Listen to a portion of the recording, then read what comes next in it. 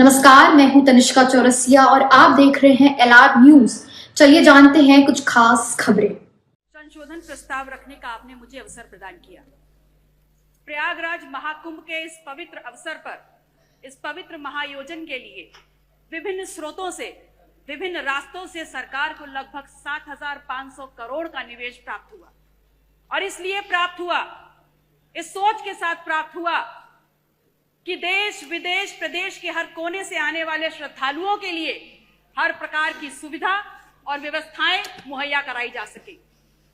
लेकिन कहना गलत नहीं होगा कि सरकार को चलाने वाले लोग और उनके चंद मुट्ठी भर अभिन्न मित्रों के लिए ये महाआयोजन आर्थिक वरदान साबित हुआ है। इस कदर साबित हुआ है कि जिसने जितना हो सका, जिस रास्ते से हो सका, उस महाआयोजन में आने वाले उस आम श्रद्धालु को हर प्रकार से लूटने का काम किया है। मान्यवर, आज दिल्ली से अमेरिका जाना सस्ता हो गया है। और ध्यान रखिएगा, मैं डंकी रूट की बात नहीं कर रही। आज दिल्ली से अमेरिका जाना सस्ता हो गया है, लेकिन दिल्ली से प्रयागराज जाने की कीमतें आसमान छू रही है।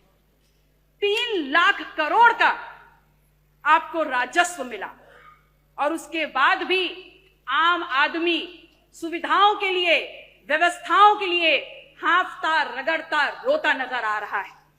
मान्यवर, सामाजिक और धार्मिक आयोजन में सरकार ने अपनी तरफ से व्यवस्था की गारंटी ली थी, तो आज सरकार को सामने आकर के इस बात को स्वीकारना होगा कि आप ठीक व्यवस्थाएं दे नहीं पाए। उस महाकुंभ में आई हुई संख्या को अपनी उपलब्धि ना बताएं, क्योंकि उस महाकुंभ में आई हुई जो संख्या है वो भारतीय समाज के धार्मिक चेतना का परिणाम है, वो आपकी उपलब्धि नहीं है। उसका श्रेय लेना बंद करिए, बल्कि प्रमुखता से सामने आकर के जो खामियां हुई हैं, जो अव्यवस्था हुई है, उसको स्वीकारिए और सबक लीजिए कि आगे ऐसा दोहराया ना जाए। मानवर, समता, समरसता के तथाकथित संदेश के साथ इस महाकुंभ का आयोजन सरकार ने किया। और सरकार इतनी निरंकुश हो गई, सरकार का प्रशासनिक अमला इतना निरंकुश हो गया कि आपने तमाम नियमों को धता बताते हुए वीआईपी कल्चर खेलना शुरू कर दिया। और इस कदर उसको आगे बढ़ा दिया कि वहां पर वर्गीय विभेद के कारण अव्यवस्था और वहां पर भगदड़ की भेंट चढ़ गया। आम जन की आस्था, आम जन की भावनाएं के साथ जो खिलवाड़ हुआ है वो महज निंदनीय मात्र नहीं है, बल्कि एक पाप है। और वो पाप इस कदर है कि किसी भी प्रकार से स्वयं मां गंगा भी उसको नहीं धो पाएंगी।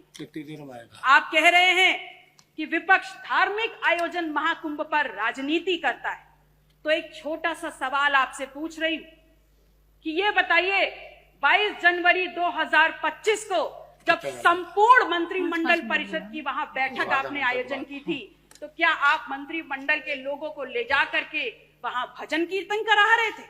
वो भी तो एक राजनीतिक बैठक थी ना। तो फिर राजनीति विपक्ष कैसे कर रहा है? असल में राजनीति कंप्लीट 100% शुद्ध राजनीति तो आप कर रहे हैं, और उसमें भी इस कदर राजनीति कि आपने वहां पर भी, उस पवित्र स्थल पर भी पिछड़ों को पीछे ही छोड़ दिया। आपका नारा है सबका साथ, सबका विश्वास, सबका विकास। तो अगर बात विकास की है, अगर बात विश्वास की है, तो फिर ये बताइए कहां है विकास, कहां है सबका साथ और कहां है विश्वास?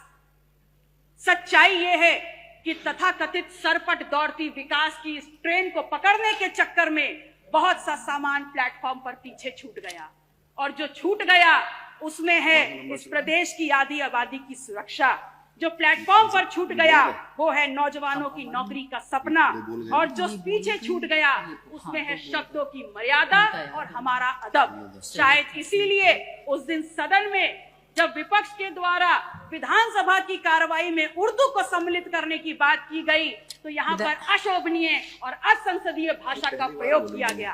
तो एक सवाल सीधे सीधे माननीय अधिष्ठाता महोदय, आपके मार्फत आपका संरक्षण लेते हुए मैं नेता सदन से पूछती हूँ, is Urdu an imported language? क्या उर्दू निर्यात करी हुई जुबान है? और या फिर क्या ऐसा है कि जब मुगल घोड़े से भारत में आए तो अपने पीछे उर्दू को बैठा करके लाए? विधायक जी, तो 5 मिनट हो गया। धन्यवाद। माननीय अध्यक्ष जी, माननीय अध्यक्ष जी, मैं सिर्फ इतना कहना चाहती हूँ कि महामहिम राज्यपाल ने हालांकि थोड़ा ही भाषण पढ़ा, पर मैंने देखा हर छोर पर भारत प्रथम स्तर पर है। बड़ी प्रसन्नता हुई और अगले ही पल ये भी समझ में आ गया कि माननीय राज्यपाल महोदय की क्या गलती है। वो तो बहुत दूर से आई हैं। असल में उनको जो झूठा सच्चा लिख के दे दिया गया उन्होंने पढ़ने का काम किया।